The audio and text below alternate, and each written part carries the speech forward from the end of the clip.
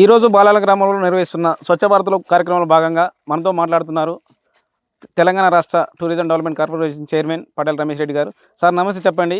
ఇప్పటి వరకు మనం మన రాష్ట్ర వ్యాప్తంగా నడిచిన సర్పంచ్ ఎలక్షన్లో కాంగ్రెస్ పార్టీ చాలా వరకు విజయం సాధించింది. ఇదే దూకుడు అనేది మనకు నెక్స్ట్ వచ్చే మున్సిపల్ ఎలక్షన్ దూకు ఉంటుందా? అంటే కాంగ్రెస్ పార్టీ అనేది ఒక జాతీయ స్థాయిలో ఉన్న పార్టీ.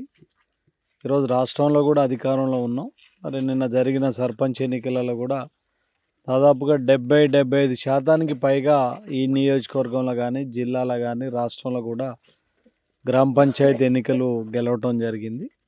అదేవిధంగా మున్సిపల్ ఎన్నికలలో కూడా ఈ ట్రెండే కొనసాగుద్దని ఆశిస్తున్నాం. ఎందుకనంటే రేవంత్ రెడ్డి గారు ముఖ్యమంత్రి అయిన ఈ 2 సంవత్సరాల కాలంలో ఏ ప్రజలైతే ఏం ఆశించిండ్రో వాటిని నెరవేర్చడంలో రేవంత్ రెడ్డి గారి ప్రభుత్వం ముందుందని చెప్పి మేము ఆశిస్తున్నాం. ఎందుకనంటే 6 గ్యారంటీలను కానీ, పేదలందరికీ సన్న బియ్యం మరి ఉచితంగా ఒక్కొక్కరికి 6 కిలోల సప్లై కానీ, ముఖ్యంగా రైతులందరికీ 2 లక్షల రుణమాఫీ కానీ, రైతు భరోసా కానీ, ముఖ్యంగా ప్రతి పేదవాడికి కల అయిన ఇందిరమ్మ ఇండ్లు ప్రతి పేదవాడికి కూడా 5 లక్షల రూపాయలతోటి ఈరోజు ఈ గ్రామాన్నే చూసుకుంటే దాదాపు 110 ఇండ్లను ఈ గ్రామంలో శాంక్షన్ చేయటం జరిగింది.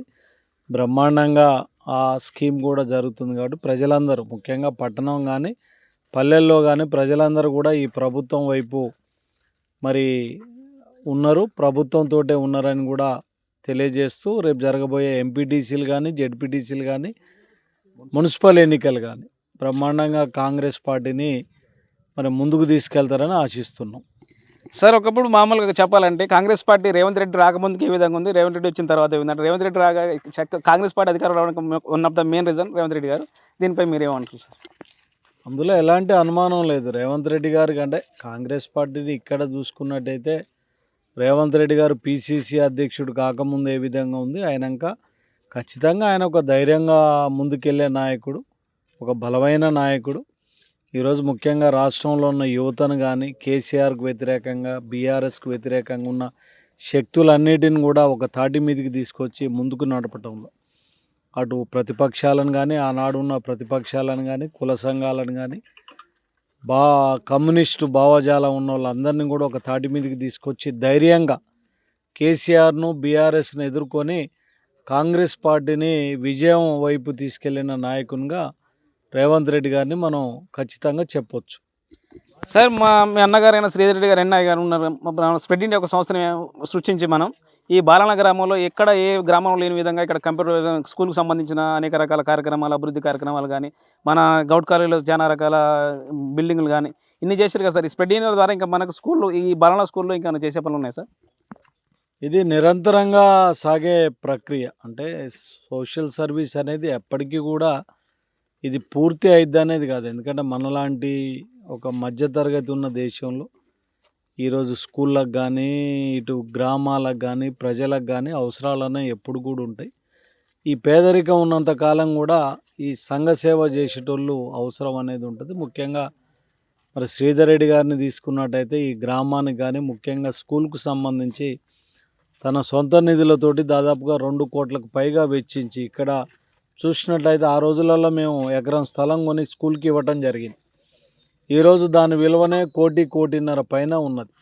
స్కూల్కు గ్రౌండ్ లేదని చెప్పి ఆ రోజు తన సొంత డబ్బులతోటి, శ్రీధర్ రెడ్డి గారితో సొంత డబ్బులతోటి ఆ రోజు భూమిని కొనియటం కానీ, బిల్డింగ్స్ కానీ, సైన్స్ ల్యాబ్స్ కానీ, కంప్యూటర్ ల్యాబ్స్ కానీ, క్రాఫ్ట్స్కి సంబంధించిన మెటీరియల్ కానీ అన్నీ కూడా ఈ స్కూల్ను ఒక కార్పొరేట్ స్కూల్గా తీర్చిదిద్దటం జరిగింది. ముఖ్యంగా ఈరోజు గ్రామంలో కూడా నూతనంగా గెలిచిన మమతా గారి నాయకత్వంలో ఈ గ్రామంలో కూడా అన్ని రకాల సౌకర్యాలు కల్పించి గ్రామాన్ని ఒక మోడల్ విలేజ్గా తీర్చిదిద్దాలని చెప్పి ముందుకెళ్తున్నారు. దాంట్లో శ్రీధర్ రెడ్డి గారు కూడా ముందుండి ఈరోజు స్వచ్ఛ భారత్ గ్రామ యువకులు, గ్రామాల పెద్దల సహకారంతో ఈరోజు ముఖ్యంగా ఏదైతే ఈ స్కూల్ ఉన్న ప్రాంతం అంతా కూడా చెత్త చెదారంతో నిండి మరి గలీజ్గా కనపడే పరిస్థితులలో ఈరోజు నూతన సంవత్సరం అందరూ ఎంజాయ్ చేయాలని కోరుకుంటారు. కానీ ఇక్కడ శ్రీధర్ రెడ్డి గారు కానీ, మా సర్పంచ్ గారు కానీ, మా మాజీ సర్పంచ్ గారు కానీ, యువకులందరూ కూడా, పెద్దలందరూ కూడా గ్రామానికి ఉపయోగపడే పని చేయాలని ఈరోజు దీన్ని స్వచ్ఛ భారత్ను తీసుకోవడం జరిగింది. దీనికి గాను వారందరిని కూడా అభినందిస్తూ ఈరోజు ఈ ప్రాంతం అంతా కూడా ముఖ్యంగా ఈ స్కూల్ ప్రాంతం కానీ ఒడ్రగూడెం ప్రాంతం కూడా దీన్ని స్వచ్ఛ భారత్ కింద నీట్గా చేసి దీనిని ఒక మంచి ప్రాంతంగా తీర్చిదిద్దాలనే సంకల్పంతో శ్రీధర్ రెడ్డి గారు మా మమతా సర్పంచ్ గారు ముందుకు వచ్చినందుకు వారికి అభినందనీయాలు. ఓకే సార్, ఇప్పుడు చాలామంది ప్రజలు అన్నారు ఇక్కడ కోతుల సమస్య అనేది కొంచెం ఎక్కువ ఉంది అన్నారు సార్. ఈ కోతుల సమస్య అనేది ఈ ప్రజలకు ఎప్పుడు విముక్తి వస్తుంది దాని నుంచి? అంటే ఖచ్చితంగా దాని మీద కూడా కాన్సన్ట్రేట్ చేయాలని చెప్పి ఒక లక్ష్యంగా నేను కూడా పెట్టుకోవడం జరిగింది. మా సర్పంచ్ కూడా బాగా యాక్టివ్గా ఉన్నాడు. అయితే కోతులు కూడా నేను యాక్చువల్గా 6 నెలల కిందనే ఇక్కడ ఉన్న నాయకులు కూడా చెప్పడం జరిగింది.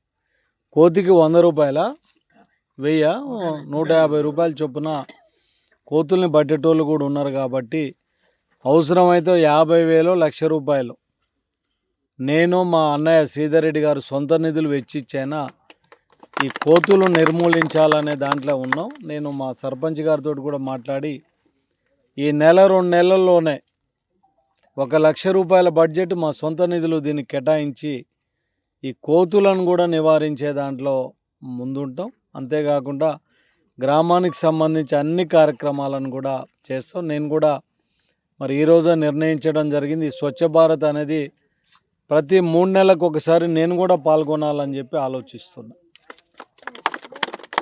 అట్లీస్ట్ ఈ గ్రామంలో ఉన్న సమస్యలు కూడా మాకు తెలుస్తాయి. మళ్ళీ ఏప్రిల్లో పెట్టుకొని ఏదైతే లాంగ్ పెండింగ్ ఉన్న ఇష్యూస్ అంటే ఏదైనా ఒక బజార్లో కంప చెట్లు కానివ్వండి, ముఖ్యంగా మురికి కాలువలు అనాదిగా తీయకుంటుంటాయి కదా, వాటిని తీసుకొని అవసరమైతే ఒక 10-20 వేలు స్పెండ్ చేసైనా అంటే చాలా లాంగ్ పెండింగ్ ఉన్న సమస్యలను పరిష్కరించుకొని పోవాలని ఆలోచిస్తున్నాం. దీని తర్వాత మళ్ళీ ఏప్రిల్లో పెడదామనేది నా ఆలోచన. మా సర్పంచ్ గారితో కూడా మాట్లాడి ప్రతి 3 నెలలకు ఒకసారి, ఒకరోజు కానీ 2 రోజులు కానీ స్వచ్ఛ భారత్ అంటే అందరు మామూలుగా ఏదో చెత్త తీసేసినట్టు కాదు. నేను శ్రీధర్ రెడ్డి గారు కూడా చెప్పడం జరిగింది, సర్పంచ్ గారు కూడా అవసరమైతే ఒక 30-40 వేల రూపాయల విలువైన పనులు జరగాలి, 50 వేల రూపాయల విలువైన పనులు జరగాలనే సంకల్పంతో స్వచ్ఛ భారత్ను ముందుకు తీసుకెళ్తున్నాం. ఖచ్చితంగా ఈ గ్రామాభివృద్ధిని మా మమతా నగేష్ సర్పంచ్ ఆధ్వర్యంలో బ్రహ్మాండంగా తీర్చిదిద్దాలంటే ముందుంటాం. Okay sir, thank you. చూస్తున్నాను మన